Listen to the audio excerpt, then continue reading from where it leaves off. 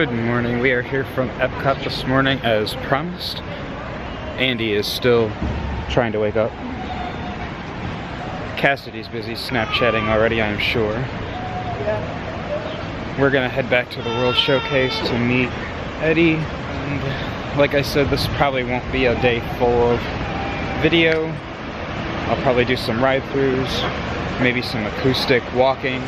We'll be back here for a full day on the 4th of July, so take a look at all the sights and sounds.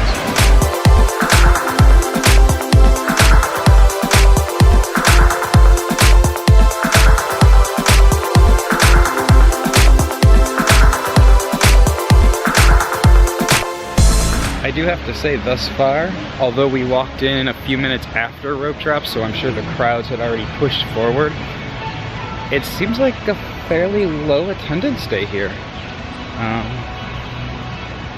I'm sure it's going to pick up this afternoon and this evening, as this is the park that has the late night magic hours from 9 to 11 o'clock tonight, so I have a feeling people probably started out at the early magic hours of Toy Story Land, and then we'll move over to here this afternoon or this evening. But I'll show you as we kind of walk through World Showcase now. It's I'm sure it's gonna be very quiet because not a lot of people realize that it's open. It doesn't officially open until 11, but as you're going into the World Showcase, they do open either side to a certain point at 9 at rope drop. If you go off to the left towards Mexico, they open up Mexico and Norway, and then they put a rope up at China so that people can get over to the breakfast as well as Frozen, the ride at Norway. If you go to the right towards Canada, they have it opened up all the way over to France for the people who want to come in through the International Gateway entrance that are staying at the Epcot resorts.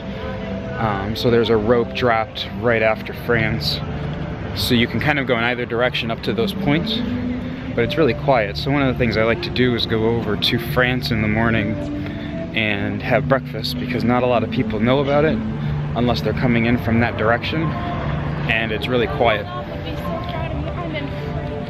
So here, take a look.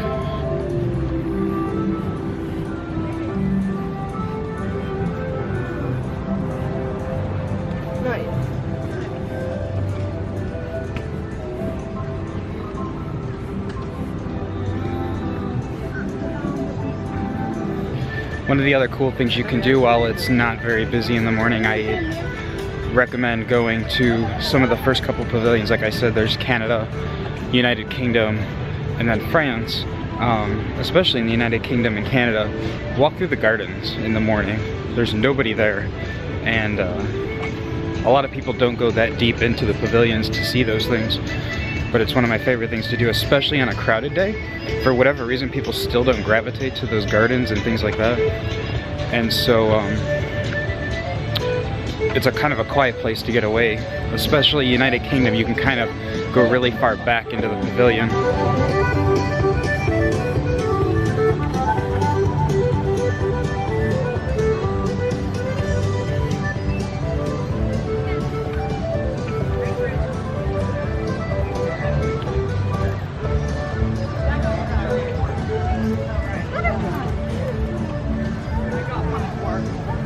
Well, I did get one at work as well.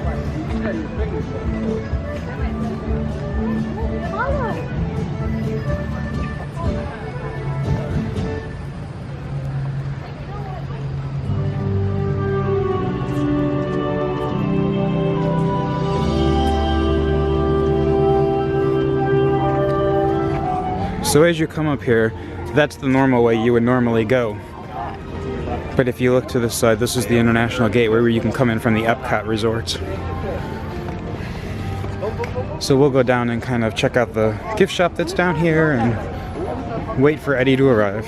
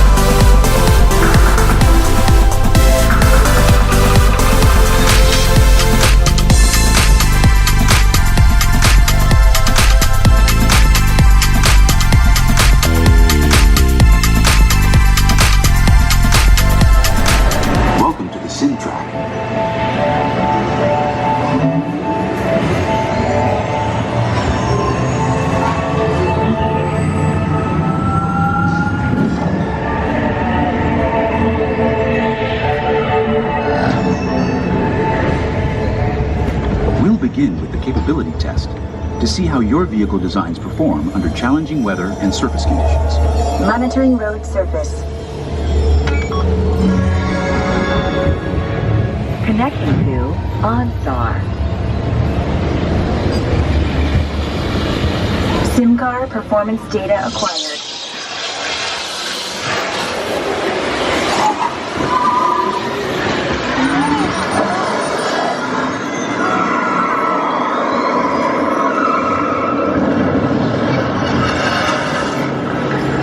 Let's see how your designs hold up now.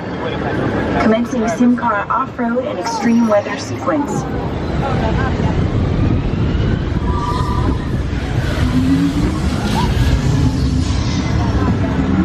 Let's go.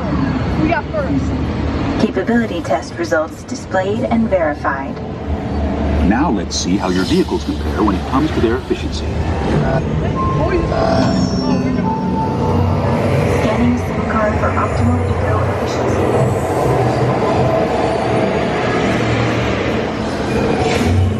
Gauging eco scan for aerodynamic efficiency.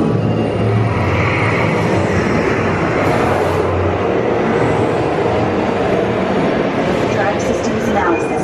Hyperspectral imaging in progress. Calculating total environmental impact. And I didn't even make that car. Commencing responsiveness test. Okay, the responsiveness data is now being synchronized. Automated driving technology verified and active.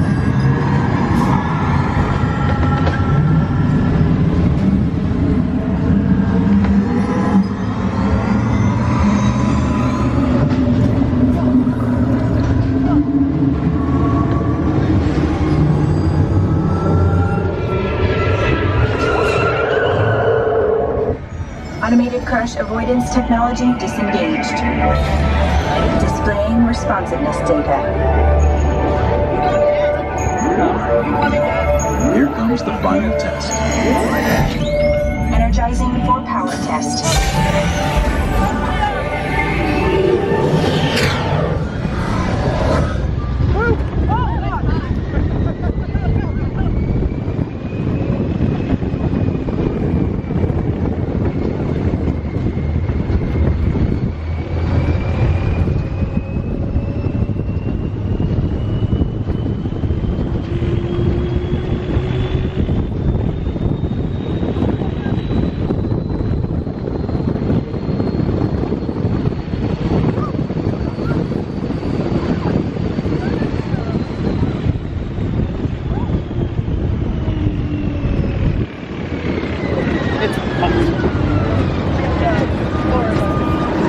Hey Cassidy, how much did you get paid for this ride?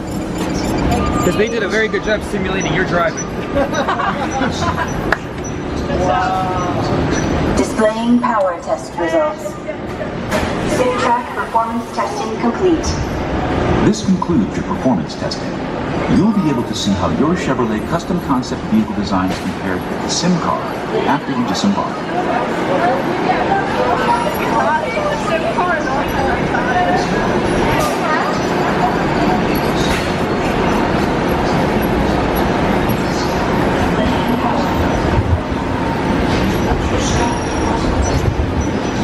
Please watch your step as you exit. And remember,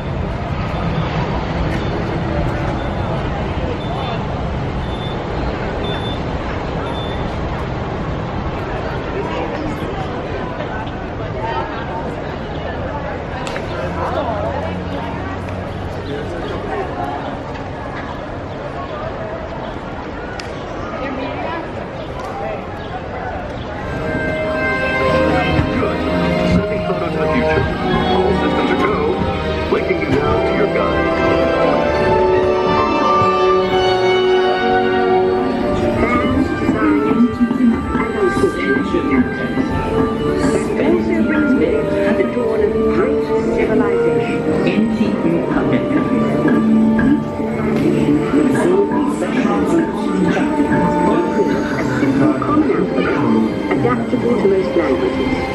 Remember how easy it was to learn your ABCs? Set the finish. Subject called mathematics. And with math comes mechanical technology and the birth of the high-tech life we enjoy today. This army is illustrated on roads all over the new world. Rome built the first worldwide race, and it's moving us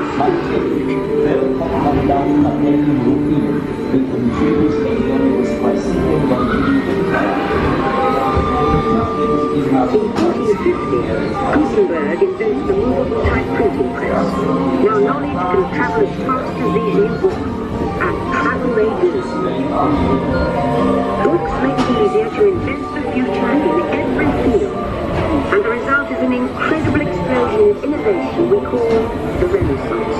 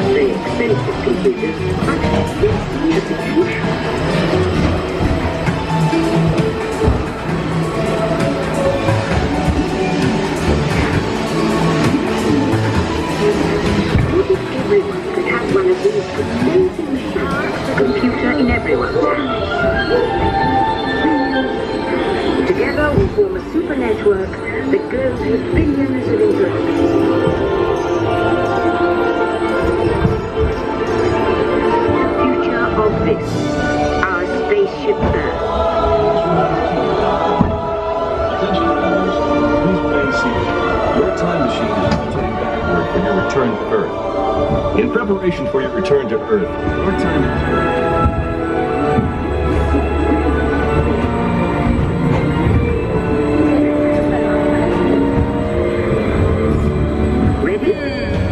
What do you be more interested in? Work, because that grind doesn't stop. You like to work? I mean...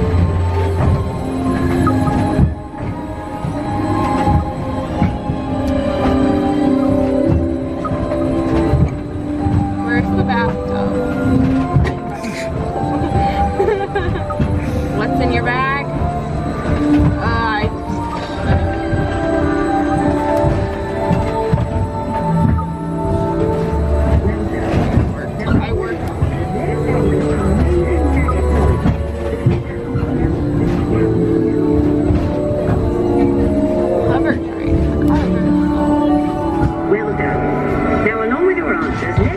Some amazing new technology that we happen to know about.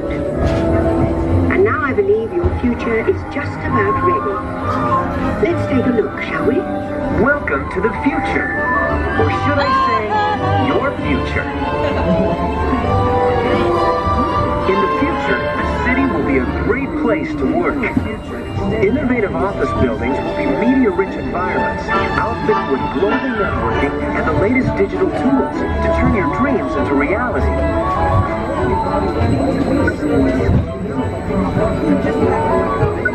Need to be somewhere? No problem. Just pack up and go. You'll be able to keep working because your car drives itself. Since you do your best thinking alone, you can bring your virtual tools with you and work while you commute, thanks to a personal digital assistant that carries all your files. Who knew that board meetings could be such a blast? Board meetings? Oh. Great job, but you want to live, so technology will help you live better, like wireless technology that brings you news while you're at the beach. This just in, looks like it's going to be a great, big, beautiful tomorrow. I don't know.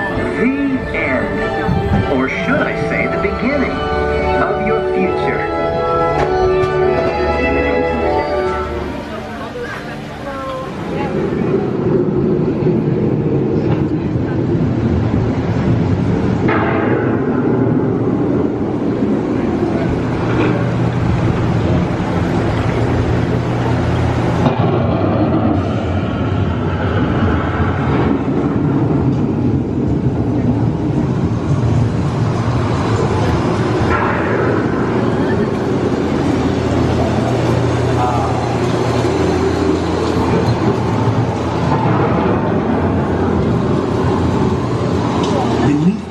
Of the land, roots trap water from the flowing mud, extracting precious nutrients and minerals.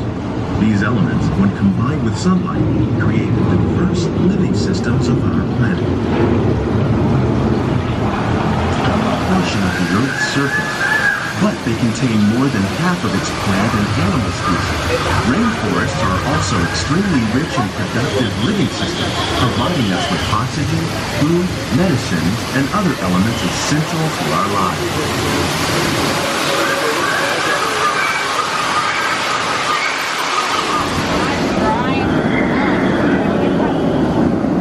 In the desert, nature has created a very different, but no less beautiful living system.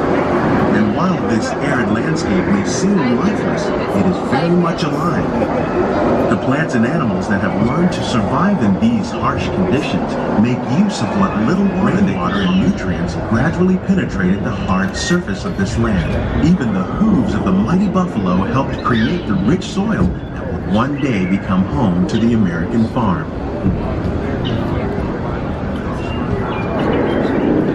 Ways to produce bountiful harvests now and into the future.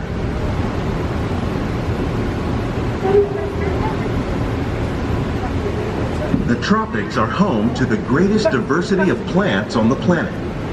Many of these, like papaya, bananas, cacao, coffee, and rice, are well known around the world. These are just a few of the edible plants that have been an important source of nutrition for people living in the tropics. Many are rich in vitamins and minerals, while others are well adapted to growing in less than ideal conditions.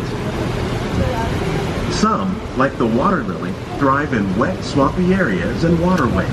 All parts of this plant, even the flower petals, are edible.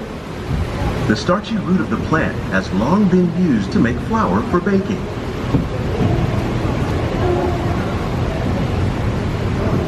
One day, many of these lesser-known tropical plants may be as important as the bananas growing on both sides of the boat. More than 28 million tons of bananas are eaten annually, making it the most popular fruit in the world. When we mention farming, you probably don't think of fish, but fish farming, or aquaculture, accounts for nearly half of all the seafood consumed globally. Tilapia, bass, and catfish, like the ones you see here, are three of the more popular crops raised by fish farmers. The sustainable system we're using here recycles the water in the tanks. As a result, we're able to save millions of gallons each year.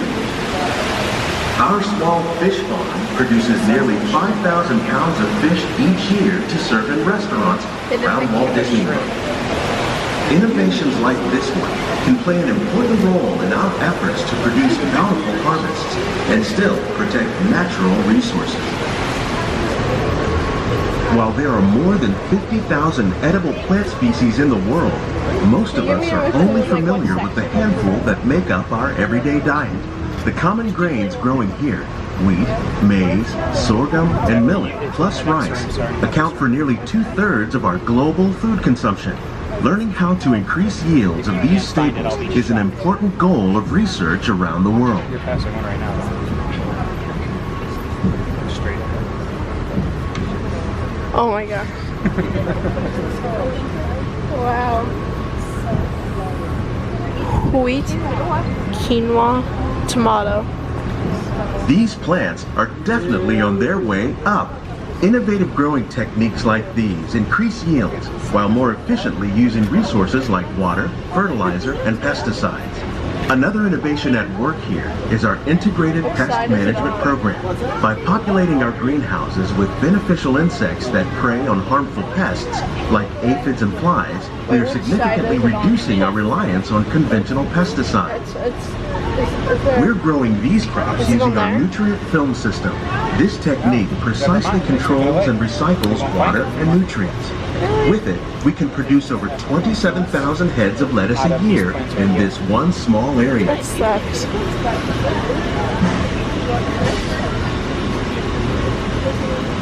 Growing these ground plants vertically, we can increase yields and better control diseases.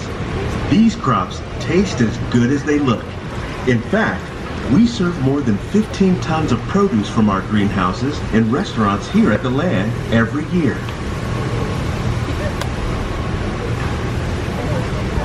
The future of agriculture may include innovative ideas like this vertical growing system.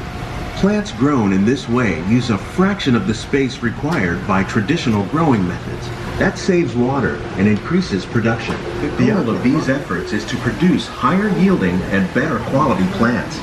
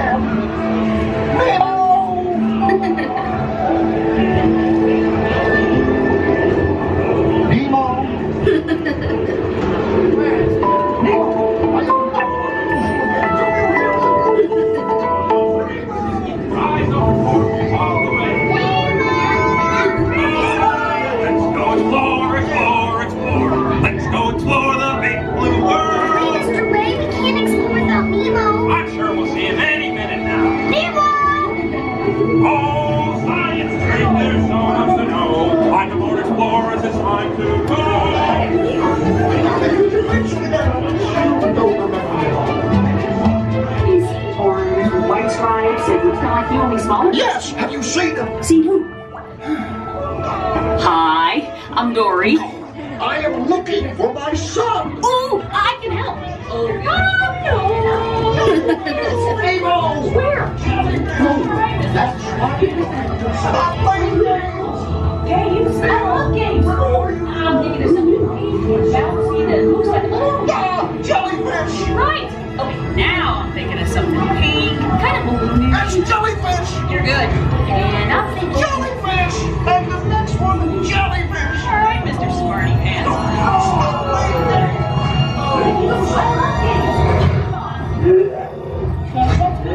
Swim away!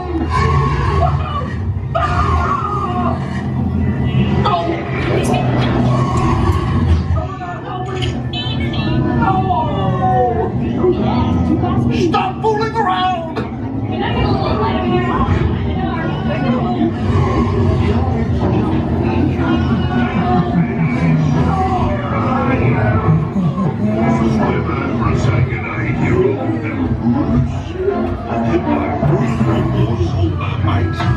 Fish are friends, not food. Delicious friends. I wonder if clownfish taste funny.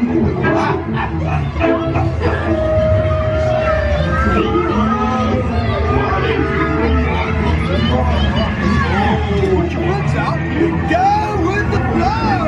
Right behind you, Dad! Come on, Nemo!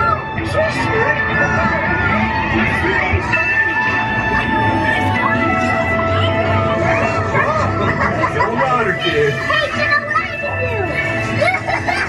Oh, rocket offspring! Awesome! I want to try! Oh, check out the mini marlin! Whoa! Nemo, give me some fish! Nothing to do! Okay, little dudes! Get ready to rock!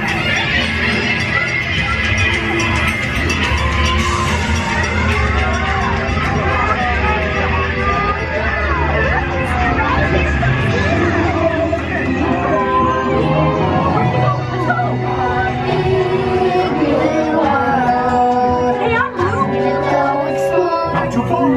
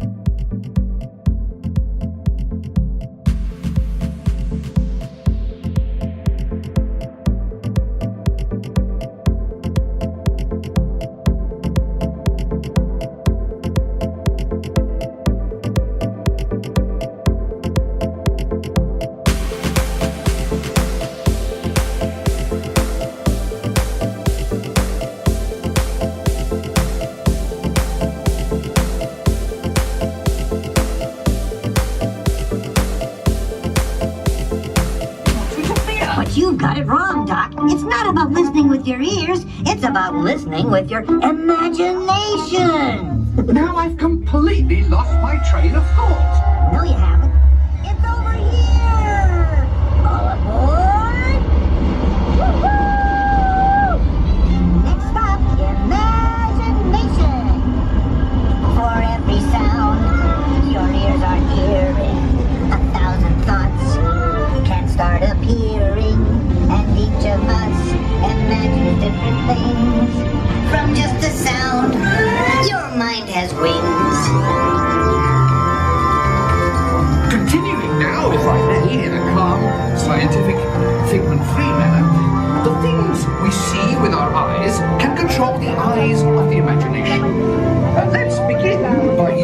eye chart to test your vision. Now, all together, if you would please read line 3 and hit. With Figment, you can see things differently. Sure, you can see with your eyes, but imagine what you could see if you used your imagination.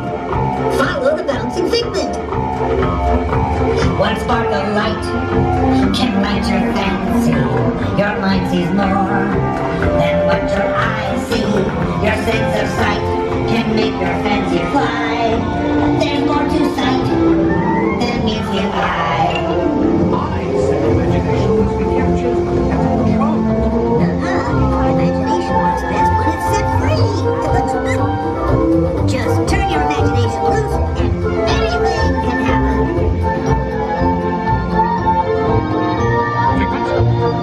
Figment? Oh, he's gone. Our research shows that smells often trigger the imagination, especially when pleasant, familiar smells come into play. I'd love to. This is not a good time. It's always a good time to use your imagination, so let the good times roll! Woohoo! You win 1 cent! Figment, don't! Oh, yeah, that really stinks. Of course, Doc. The nose knows. One awful whiff can send you reeling. One lovely sniff can be appealing. Your undefined what enters through the nose. That's how you tell a skunk is not a rose. You know, I'm sorry, but after that big stink in the smell lab, I hesitate to send you into the touch and taste labs. Perhaps I should end my open house right here. Great idea. We'll go to my open house instead. It's much more fun. Right this way, everybody. Figment, what is going on? You're turning this entire open house upside down. Upside down? Now you're talking. That's the best idea you've had all day. With just a spark of inspiration, I made my house an innovation. Imagination really comes around. Things come tied up and upside down.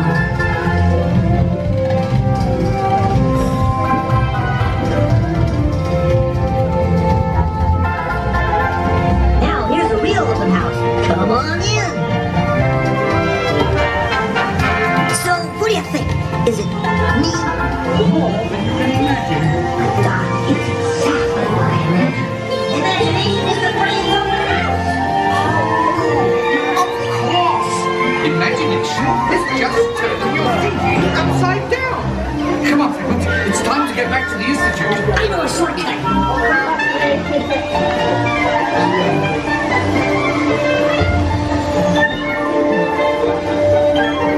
Well, if you can't beat them, join them. We all have sparks. Imagination. That's how our minds create creations. We set them free and know what they can do. Those magic sparks from me and you. You see, I knew you'd get it, because you've got a wonderful imagination. I do? Oh, yes. Well, thank you, Figment. And so, as you can plainly see, imagination works the best when it's set free. You said it, Doc. Imagination is a blast.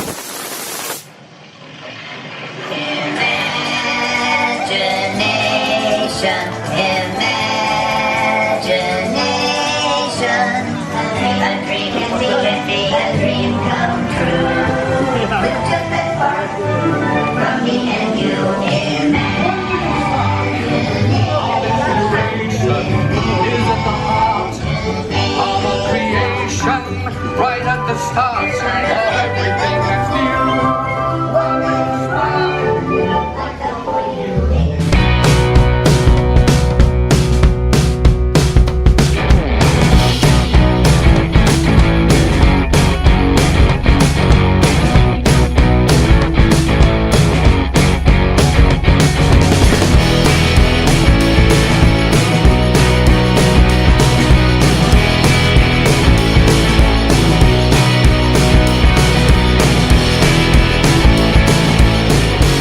So our journey comes to an end, but yours continues on. Grab hold of your dreams and make them come true. For you are the key to unlocking your own magic. Now go, let your dreams guide you. Reach out and find your happily ever after.